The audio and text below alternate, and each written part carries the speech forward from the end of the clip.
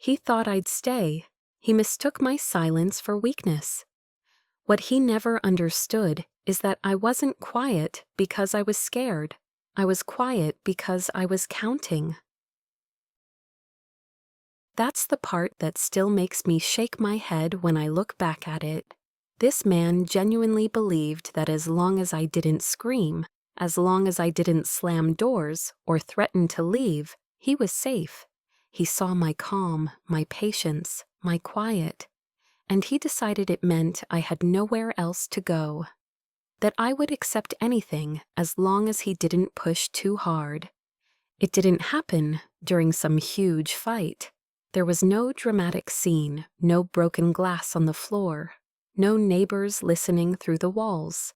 It was a Tuesday, the kind of bland, forgettable day that never makes it into anyone's diary.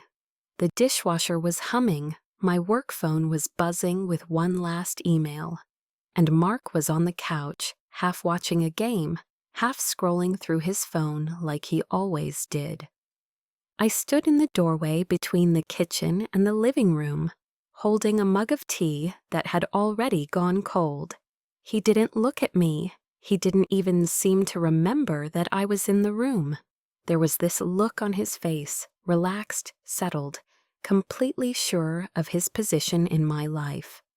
Not the loud kind of entitlement, just the quiet kind that says, "You'll handle it, you always do." Quick pause before we go deeper.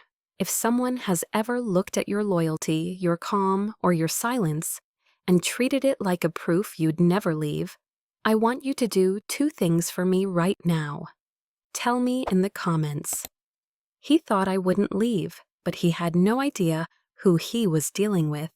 If that's too much, just drop a little candle emoji in the comments so I know you're watching this from your own quiet storm. Hit like so this story reaches someone who's still being told they're too emotional while they're quietly planning their exit. All right, let me take you back to the exact moment I realized I wasn't staying. I was studying. He didn't turn his head when he spoke. "You paid the electricity, right?" It wasn't a real question.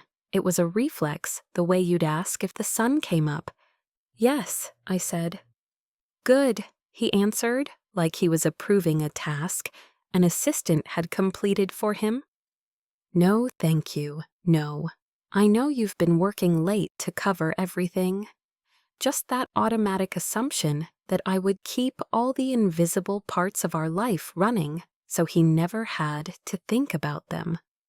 I watched him take a sip of his beer and laugh at something on his phone. He had no idea that my hand had tightened so hard. Around that mug, I could feel the ceramic dig into my palm. That was the first moment I understood something quietly terrifying. Mark didn't think I was choosing to be there. He thought I was stuck there. He mistook my silence for helplessness, for fear, for dependence, for that invisible chain he believed he'd wrapped around my life so many times I wouldn't dare try to slip out of it. The truth was different. My silence was not consent. It was not surrender. It was storage.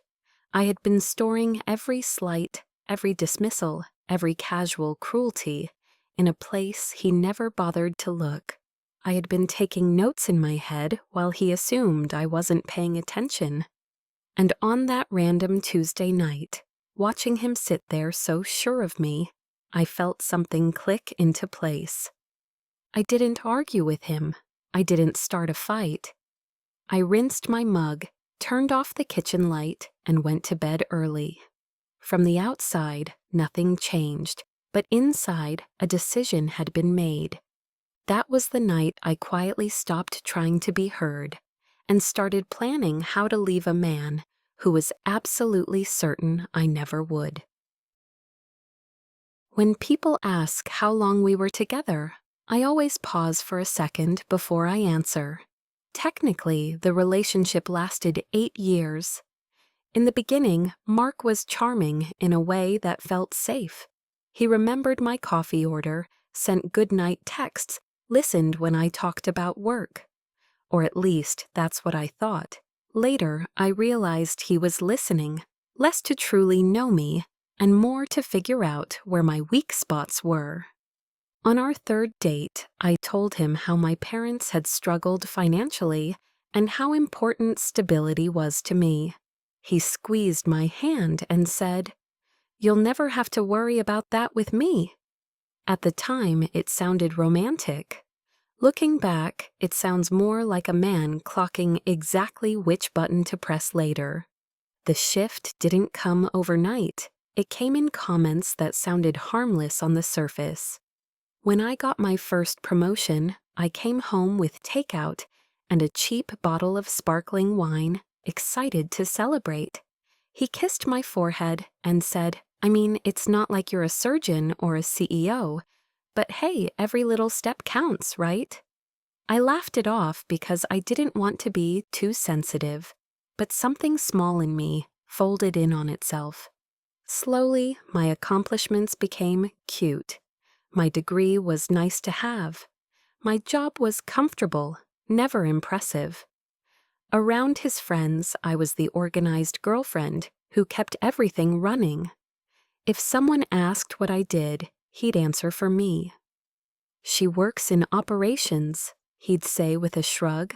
"Super organized. I'd lose my head without her." Everyone would laugh. I would smile along, even as it became clear I was being framed as support staff in my own life. Money was where it became clearer that he didn't just underestimate me, he relied on me. When we moved in together, most of the deposit came from my savings. When I suggested putting both our names on the lease, he gave me that patient look I grew to hate. "It's easier if it's just mine," he said. "My credit's better, less paperwork. We both know it's our place anyway." I wanted to push back, but I also wanted peace. So the lease went under his name, while the furniture, appliances, and half the things we used daily went on my card. At first, the bills were split in a way that looked fair enough. Then fair started to slide. If he was short because of a new gadget or a guy's trip, I'd cover more just this once. "You're better with money than I am," he'd say. "You're the responsible one." It sounded like a compliment, and I was proud of being responsible, so I picked up the slack. The slack slowly became the baseline. The same pattern showed up in smaller, more personal ways. If I wore something he didn't like, he never said, "Change." That would have been too obvious. Instead, "Are you sure that's the most flattering thing you own?" Or, "You look kind of tired in that color. Maybe try the blue one." Framed as helpful, always. It took me a long time to notice that my style had quietly shifted into whatever drew the least criticism. With my friends, it was even more subtle. At first, he encouraged me to see them. Over time, it turned into little sighs and offhand comments. "You're going out again? I thought we'd have dinner together for once." If I invited people over, he'd complain later that he couldn't relax in his own home. It was easier to cancel plans than come home to his quiet disapproval. My world shrank without a single dramatic argument, just a series of small, well-placed nudges. The longer this went on, the quieter I became, not because I had nothing to say, but because I had learned that saying anything rarely led to understanding. I started keeping my opinions to myself, my worries to myself, my dreams to myself. If I talked about wanting to advance in my career, he'd say, "Sure, just don't expect to suddenly start making what I do," even though I knew very well our incomes were much closer than he admitted. If I mentioned wanting to take a solo trip just for a weekend to recharge, he'd reply, "That's what people do when they're unhappy in their relationship." Are you unhappy? The question was always framed as concern. but the accusation underneath was obvious. What he did not notice, or maybe refused to see, was that my silence changed over time. In the early years, I was quiet because I thought if I picked the right words and the right moment, he would finally hear me. Later, I was quiet because I understood he had no interest in hearing me at all. By the end, my silence had turned into something else entirely: distance. I started watching him the way you watch a stranger on the train, curious, detached, mildly amused. I noticed how he loved to sound knowledgeable in conversations, even when he wasn't.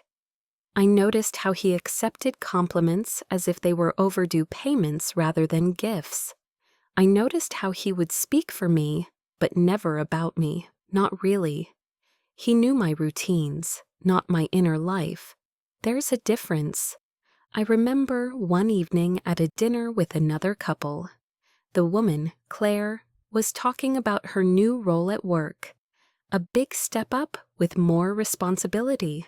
Her boyfriend was practically glowing with pride, bragging about her achievements, making sure everyone at the table understood how hard she had worked. At some point, Claire turned to me and asked, "So how's work for you? Mark says you keep everything afloat over there." I looked at her, and for a second I saw a version of myself I had never been allowed to grow into. Someone whose work was acknowledged, whose efforts were named. I opened my mouth to answer, but Mark cut in smoothly, laughing. "She downplays everything," he said, "but yeah, she's good at what she does. She's just not crazy ambitious like you. She likes her comfort zone." He squeezed my knee under the table as if we were sharing a private joke. I smiled on cue. I always did. But inside, I quietly filed that moment away with all the others. Not as another wound to lick, but as another piece of evidence. By then, I wasn't just surviving him, I was studying him. Years of these small, sharp dismissals, dulled on the outside, but left a deep, cold clarity inside me. He had built his confidence on the assumption that I would always play the supporting role in his life, that I would always come second, even in my own story, that I would choose stability over self-respect, familiarity over freedom. He was sure he'd sanded me down to something manageable, someone who would always choose the familiar cage over an unlocked door. From the outside, I probably did look smaller, quieter, softer, easier to dismiss. What he never noticed was that while he was busy shrinking the visible parts of me, the part he couldn't see was hardening into something precise and non-negotiable. The day everything snapped didn't look dramatic from the outside. There were no suitcases by the door, no shattered glass, no neighbor peeking through the peephole. It was a Wednesday, cloudy and plain. I was at my desk at work, answering emails and pretending to care about yet another high-priority internal deadline when my phone started buzzing. The number was unfamiliar and labeled unknown, which usually meant spam, but it kept ringing. On the third call, I stepped into a small conference room and answered it. The voice on the other end was polite, professional, and completely unaware that it was about to change my life. "Good afternoon. May I speak with Miss Taylor Evans?" "This is Taylor." "Ms. Evans, this is Daniel from Ridgeview Financial. I'm calling about the outstanding balance on your personal line of credit." I actually laughed. "I'm sorry, I don't have a line of credit." There was a pause. Papers shuffled on his end. "According to our records, you do. Opened 9 months ago. The balance is currently in arrears. We've sent several notices to your registered address." I felt something cold move through my chest. "What address?" He read out my home address. My address? The apartment I shared with Mark. I listened as he calmly explained that my minimum payments hadn't been made for 3 months, that the account had been used for several large payments early on: rent, furniture, an electronics store, a transfer to another bank account, and then nothing. As he read out the amounts, I recognized the numbers. They matched our first few months of rent after renewing the lease. They matched the cost of the new TV Mark treated us to.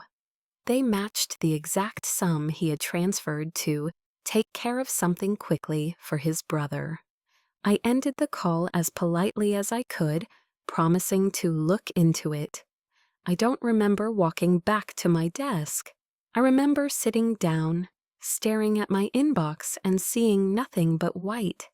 The sounds of the office felt muffled, like someone had put me underwater. In that moment, it wasn't just about him anymore.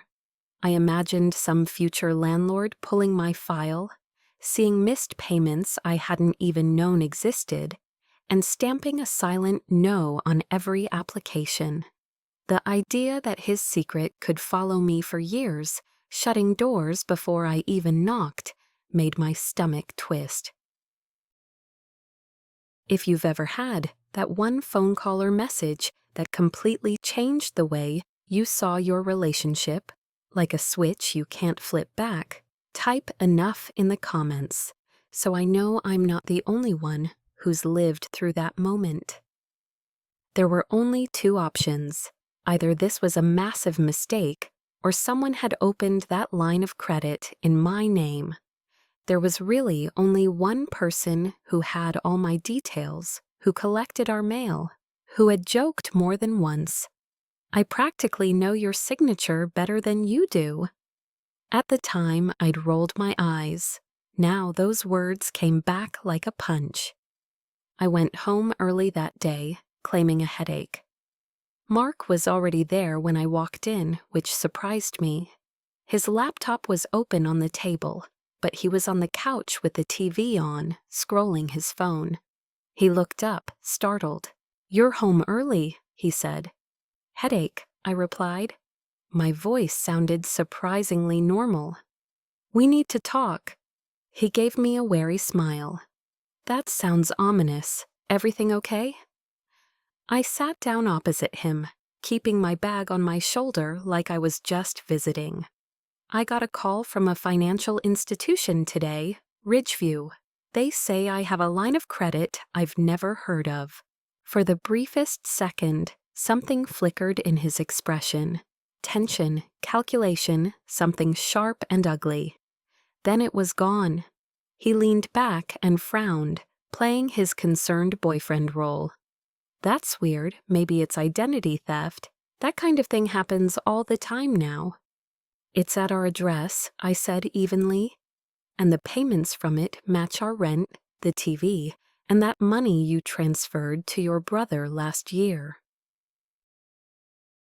He hesitated, just enough to confirm what I already knew. Then he shrugged. "Look, even if I did use your name, hypothetically, it's not a big deal. It's all for us, right? For the apartment, for our life. It's not like I'm out gambling with it." My heartbeat slowed instead of speeding up. That was the strangest part. I didn't feel the explosion I expected. No screaming, no immediate tears. Just this deep, spreading stillness inside me, like a pond freezing over. "So you opened it," I said, "in my name, without telling me." He rolled his eyes. "Can you not be dramatic? You're better with credit than I am. They like your profile. I was going to tell you. I just didn't want you to overreact while everything was tight. It's not like you're some innocent little girl who doesn't benefit from this." "You forged my signature," I said quietly. He scoffed. "Come on, Taylor, we share a life. We share bills. We share a bed. Don't act like a few scribbles on a piece of paper suddenly make me a criminal. I'm your partner. We're in this together." That word, together, landed harder than anything else he said. Together meant him making decisions and me paying for them. Together meant my name, my credit, my future, used as collateral for his convenience. Together meant I would carry the consequences for something I never consented to. I'm the one they'll come after, I said. My credit, my record. He looked at me then with a mix of irritation and disbelief, like I was a stubborn child. They're not going to come after anyone. You're being paranoid. You always do this. Take something small and blow it up. Relax, I've got it handled. I'll pay it down once things are less tight. You know my bonus is coming up. I watched him talk, watched his mouth form words that meant nothing. In his mind, he hadn't done anything truly wrong. He'd simply taken a resource, me, and used it. I was part of his financial ecosystem, not a separate person with boundaries. Something subtle shifted in my vision then. The room didn't look like our home anymore.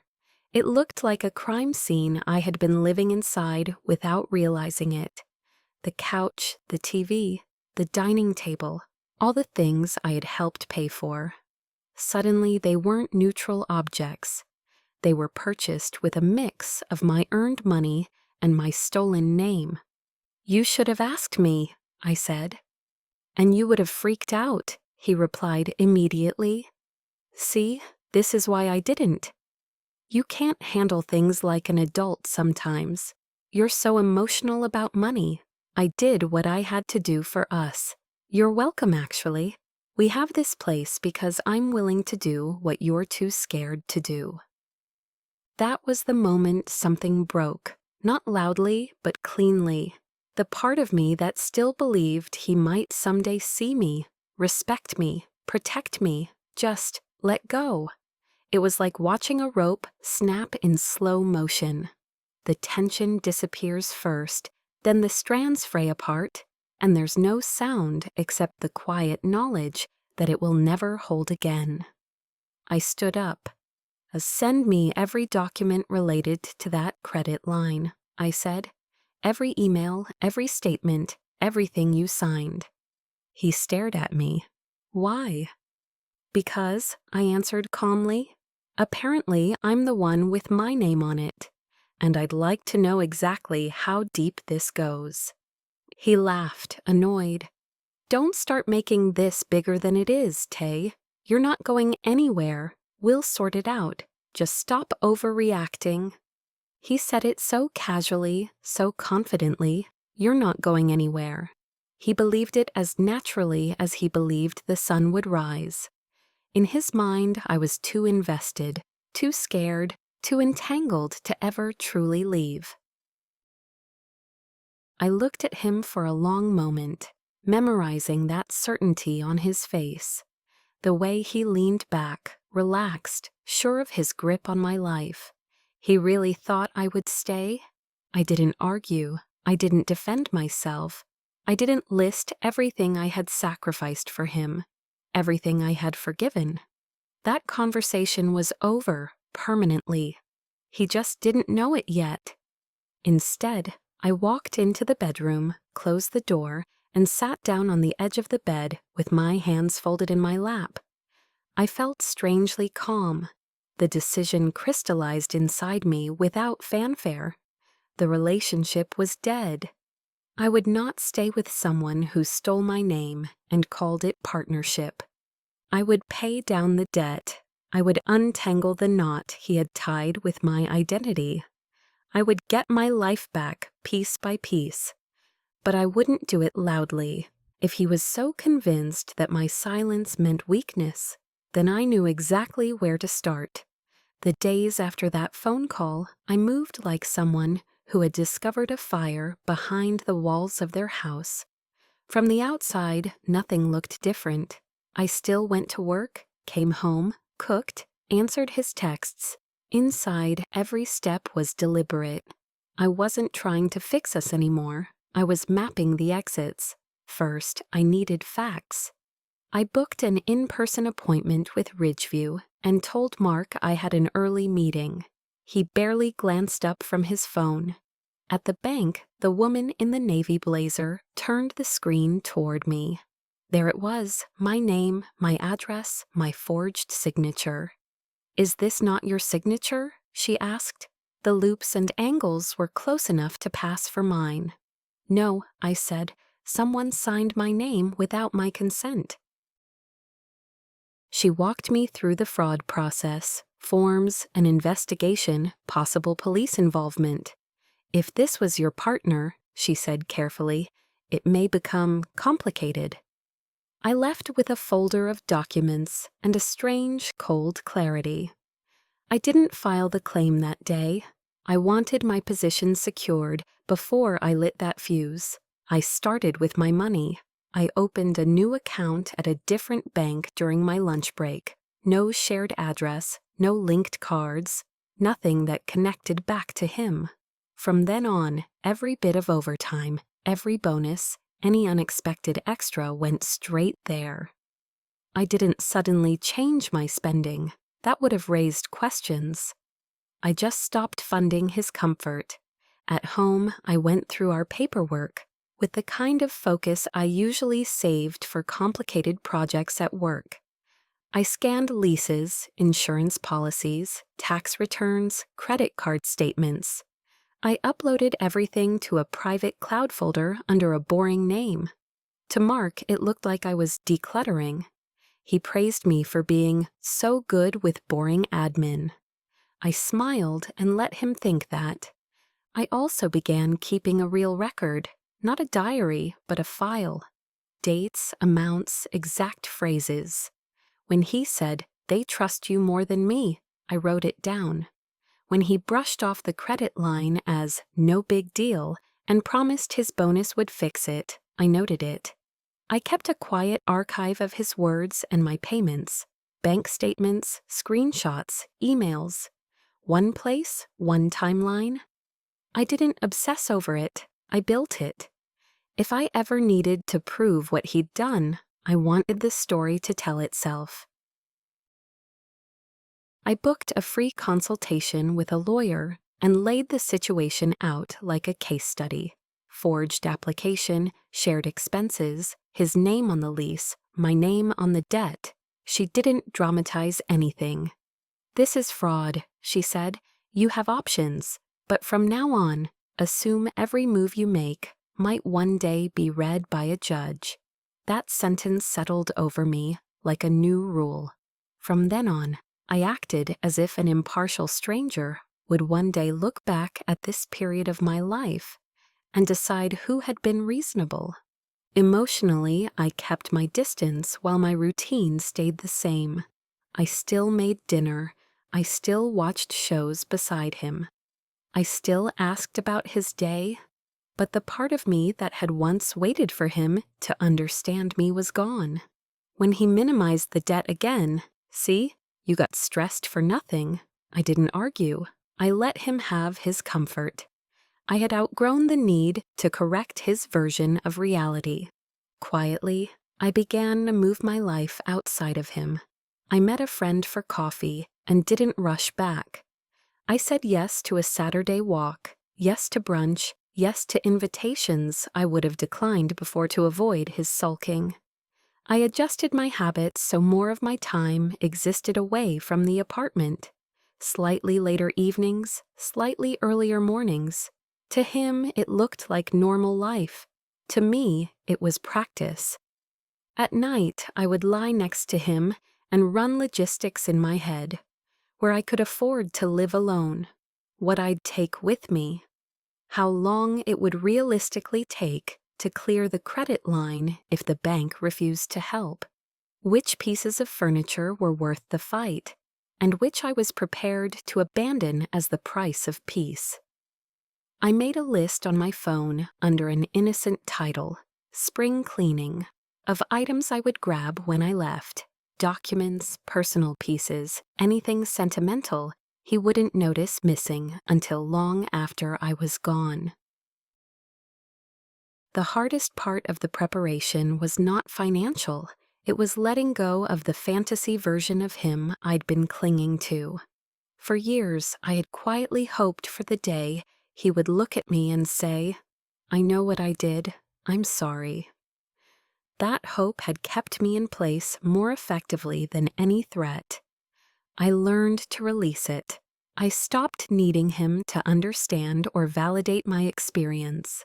I stopped building my decisions around his capacity for change. He unknowingly helped me with the rest. He stayed exactly the same. He still saw my silence as proof that the storm had passed. When I said I had to work late, he barely reacted. When I spent a weekend visiting a friend, he was almost relieved to have the apartment to himself. He took my reduced availability as a sign things were normal again. He had no idea my orbit had shifted, and he was no longer at the center. Eventually, the numbers in my new account stopped looking fragile and started looking like a safety net. The balance on the fraudulent line of credit was smaller and under control. The folder with my documents and notes was complete enough that I could hand it to a stranger and say, "This is what happened," without filling in much between the lines. By then, leaving didn't feel like a wild leap. It felt like the next item on a to-do list I'd been quietly working through for months. I had moved everything that mattered, my money, my documents, my sense of self, out of his reach. All that was left was my body in his apartment. Leaving would just be the final piece. In the end, there was no single dramatic signal from the universe telling me it was time. It was something much smaller. One evening, almost a year after I'd gotten that first call from Ridgeview, Mark came home annoyed because his card had been declined when he tried to book a last-minute weekend trip with his friends. He tossed his keys on the table and said, half irritated, half joking, "I swear if you ever left, you'd probably fall apart in a week. You're just not built for doing life completely alone." I was standing at the counter, slicing vegetables. My knife paused for a moment, just a fraction of a second. Inside, something clicked into place with a quiet finality. I realized I wasn't angry anymore. I wasn't hoping he would change or understand or regret. I was done. Not just done with him, but done letting him narrate who I was and what I could survive. I looked up, gave him a neutral smile, and said, "Is that what you think?" He barely glanced at me. "Babe, it's not an insult. You're just better when you have structure, someone to take care of the big stuff." He kissed my cheek as he walked past, completely unaware that he had just confirmed the last thing I needed to know. He still believed I was staying, and he still believed I was small. That night, when he went to sleep, I took my laptop into the living room and opened the folder where I had stored everything. Copies of the fraudulent credit line, notes from my meetings with the bank and the lawyer, my savings plan, my apartment search. I had a short list of places I could afford on my own. The deposits were steep, but not impossible. I narrowed it down to one, a small one-bedroom in a quieter part of the city, nothing impressive, but clean and in a safe area. No shared lease, no shared anything, just my name, my responsibility, my life. I sent an email to the landlord that night.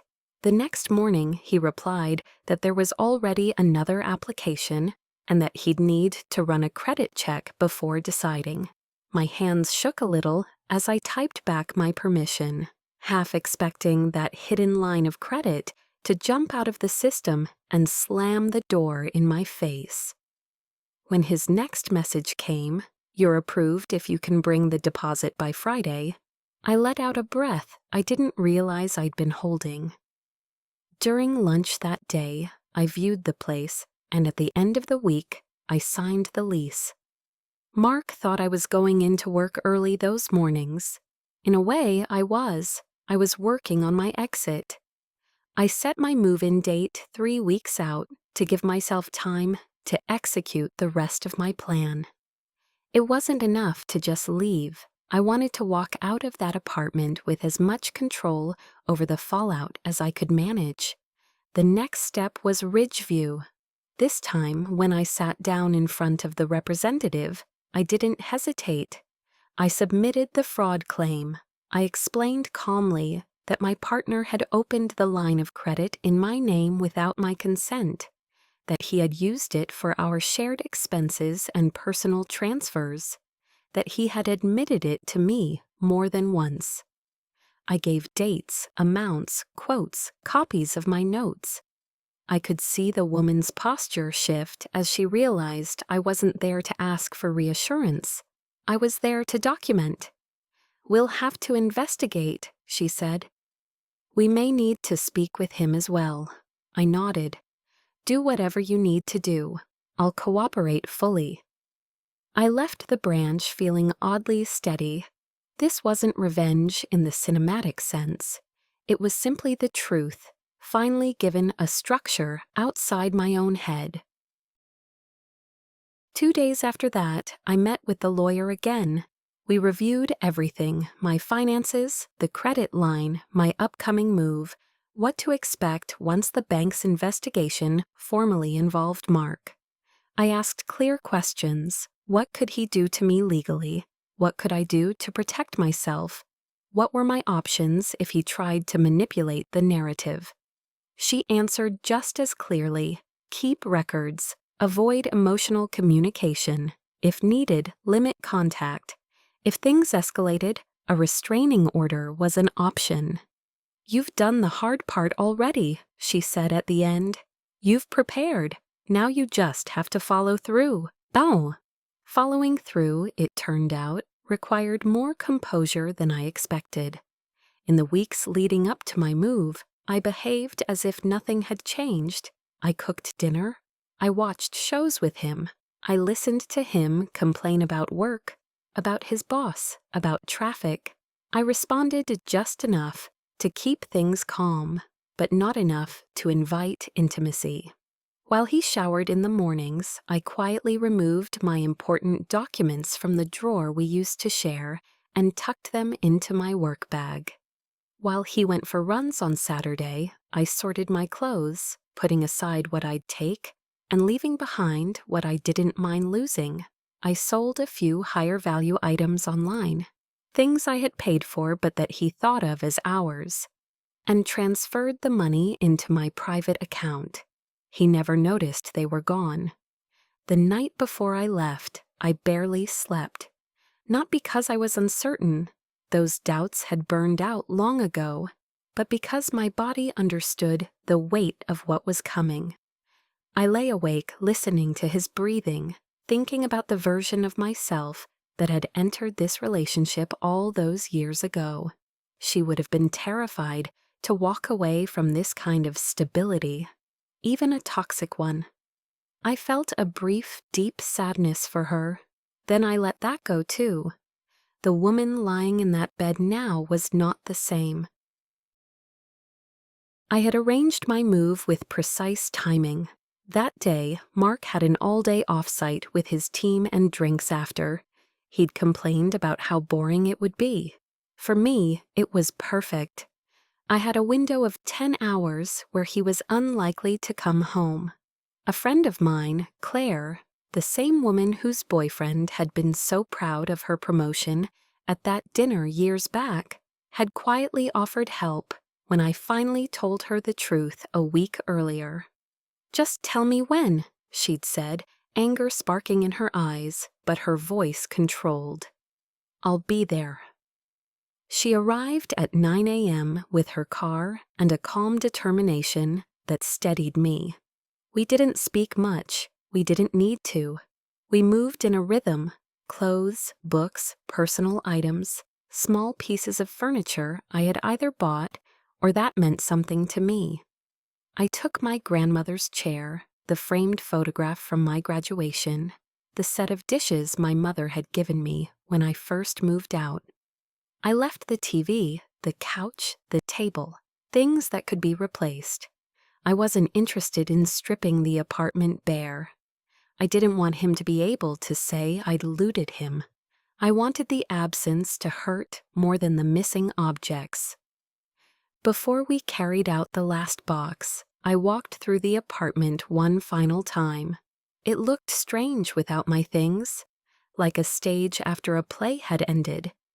The bones of our life together were still there, but my presence was gone. On the kitchen table, I placed a folder. Inside was a short letter, typed, not handwritten. No emotional outpouring, no accusations written in fury. Just facts. I knew about the fraud. I had reported it. I had consulted a lawyer. I had moved out. I listed the items I had taken, all of which I could prove I'd bought. I stated clearly that I would no longer be contributing to rent or any shared expenses. I included the contact information for my attorney and wrote, "Any further communication regarding finances or legal matters should go through her." At the bottom, I added one last line, the only part that was for me. "You thought I'd stay." I didn't. I just took my time. When we closed the door behind us, my hands were shaking, but my mind was quiet. Outside, the day looked perfectly ordinary. People walked dogs, checked their phones, carried groceries. No one knew that I had just detonated the structure of my life and walked out of the rubble with nothing but what I could carry and what I had learned. Claire hugged me once we loaded the last box into her car. "Are you okay?" she asked. "Not yet," I answered honestly, "but I will be." Mark called the first time around 4 p.m., sooner than I expected. I let it go to voicemail, then he called again, and again. A rush of texts followed. "Where are you? Why is your stuff gone? What is this letter?" The tone shifted quickly from confusion to anger. "This is insane, Taylor. You're overreacting. You can't do this after everything I've done for us." When I didn't answer, he switched tactics. "Can we please just talk? I didn't mean to hurt you. We can fix this." I watched the messages appear on my screen from the floor of my new apartment, surrounded by boxes and the echo of my own breathing. I typed one reply. "Please direct all communication about the credit line and any shared financial matters to my attorney. Her contact details are in the letter. I will not be meeting or speaking with you in person." Then I turned my phone face down and let it buzz. Within a week, Ridgeview contacted me to confirm they had reached out to Mark as part of their investigation. He had been uncooperative and defensive, they said in careful language. I wasn't surprised. They assured me the account was frozen, and that until the investigation concluded, no negative marks would be added to my credit file. I provided everything they asked for. I didn't ask how the conversation with Mark had gone. I didn't need to know the details to picture it. His denial, his indignation, his insistence that this was a private relationship matter. For the first time, he couldn't charm his way out of consequences. He wasn't arguing with me anymore. He was arguing with systems he didn't control. Banks and courts don't see it that way. Word spread slowly through our social circle. A few mutual friends reached out with cautious questions. I didn't tell them everything, but I didn't protect him either. "He opened debt in my name without my consent," I said simply. I left. Some were visibly shaken. Some admitted they had sensed something was off, but hadn't known what. A couple tried to play neutral, the way people do when they're uncomfortable choosing sides. I didn't ask them to. I wasn't conducting a public trial. The only verdict that mattered had already been delivered in my actions. I was gone. There's a particular kind of revenge in depriving someone of access to you. For years, Mark had assumed I would always be available to absorb his moods, handle his crises, carry his consequences. Now every attempt he made to pull me back into that role hit a boundary he couldn't charm his way past. He was forced to deal with institutions, with paperwork, with rules he hadn't written. His apologies, when they eventually came, were long, emotional, and pointedly missing the one thing that would have mattered: accountability. I didn't respond. I kept paying down what I had to pay, negotiating where I could, clearing my name step by steady step. From the outside, it might not have looked like revenge. There were no dramatic confrontations, no public exposure, no viral moment of humiliation. But I felt the reversal every time I made a decision without considering his reaction. Every time I slept a full night without listening for his footsteps. Every time a bill arrived with only my name on it, tied only to choices I had made for myself. He thought I'd stay. He thought my silence made me easy to control. He didn't realize my silence was the space I needed to build a life where his opinion no longer held any financial, legal, or emotional power over me. I didn't rush. I didn't retaliate in a blaze of fury. I took my time.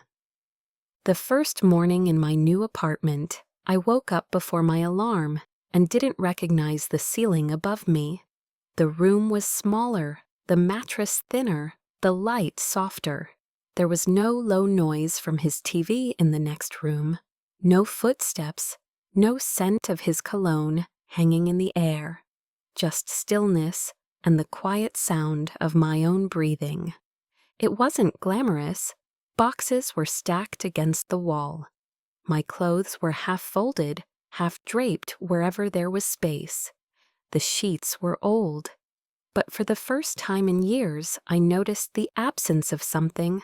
I wasn't bracing for anyone's mood. There was no mental checklist of what I needed to say or not say to keep the peace. The only temperature in that apartment was mine. Rebuilding my life didn't look like some big, inspiring movie montage. It looked like phone calls, paperwork, and long stretches of boring admin. I spent hours on hold with the bank and sent more emails than I can count, correcting information, confirming the investigation, making sure that forged account would not follow me forever. I met with my lawyer twice more, going over updates from Ridgeview, signing what needed to be signed, asking what my options were at each step. It was exhausting, but every bit of effort was finally going into protecting my future, not keeping his image intact. The messages from him came hard and fast at first. Confused texts, angry texts, apologetic texts. "You blindsided me. We could have fixed this. You're throwing us away over one mistake." When I didn't respond, the tone shifted into guilt and nostalgia. "Remember when I miss you. You know I never meant to hurt you." I let my lawyer handle anything that involved money and ignored the rest. The more I didn't answer, the more obvious it became, even to him, that whatever version of me he thought he knew was gone. My world became very small for a while. Work, my apartment, a few people I trusted. I didn't suddenly start living my best life. I focused on something simpler, functioning without fear. I'd come home from work, drop my keys on the little table by the door, and just stand there sometimes, looking around at the quiet. No one asking where I'd been, no one checking what I'd spent, no one turning my plans into a problem. On the hard days, when the weight of doing everything alone pressed down on me, I'd remember his line, "You'd probably fall apart in a week without me." Then I'd glance at the calendar and count how many weeks I'd already survived on my own. That little act became its own kind of proof. I didn't have to convince anyone I was capable. The dates could do that for me. Slowly, I started to make the space mine. a second-hand bookshelf I sanded and painted on a Sunday, a lamp with warm light instead of the harsh overhead glare I'd lived under for years, a plant I wasn't sure I'd keep alive, but bought anyway. They weren't expensive or impressive, but they were chosen with nobody else's approval in mind. Each little change was a quiet statement. I live here. I decide what stays. Work began to feel different too. I wasn't shrinking my good news anymore, or worrying about how my success would play against his ego. When a big, messy restructuring project came up, I put my name forward. A past version of me would have hesitated, thinking about what that kind of stress would do to a fragile peace at home. That question no longer existed. There was no home to protect from my ambition, just an apartment that didn't care what time I walked in. My manager noticed before I did. In a quarterly review, she said, "You've felt more grounded lately. Same workload, but you're handling it differently." A few months later, I got a promotion. The raise wasn't life-changing, but it was enough to breathe a little easier. More importantly, it was a tangible answer to the years he'd spent casually suggesting I would never go very far. I also started therapy, not to relive every detail of what he'd done, but to understand the parts of me that had stayed. We talked less about him and more about patterns, why I'd learned to stay quiet, why I tolerated being minimized, why I thought being the strong one meant carrying more than my share. It wasn't comfortable, but it was honest. My therapist didn't tell me who I was. She held up a mirror to who I'd been and asked if that's who I still wanted to be. One question stuck with me. When did you first learn that silence kept you safer? The answer had nothing to do with Mark and everything to do with earlier years, earlier rooms, earlier versions of me, who believed that keeping the peace was more important than being heard. The problem wasn't that I was quiet, it was that I had been quiet for the wrong reasons, in front of the wrong people. So I started experimenting with small new behaviors. Telling a friend that comment stung instead of laughing it off, saying I need to think about it instead of agreeing to something immediately to avoid conflict, saying no to invitations that didn't feel right without over-explaining. These weren't big dramatic changes, they were tiny adjustments, but each one was evidence that my silence was becoming a choice, not a reflex. I didn't rush into a new relationship. For a long time, the idea of sharing space again felt more exhausting than exciting. I liked knowing that every bill in my apartment was tied only to decisions I had made. I liked that if the energy in a room shifted, it was because of something in me, not because someone else had walked through the door in a mood I had to manage.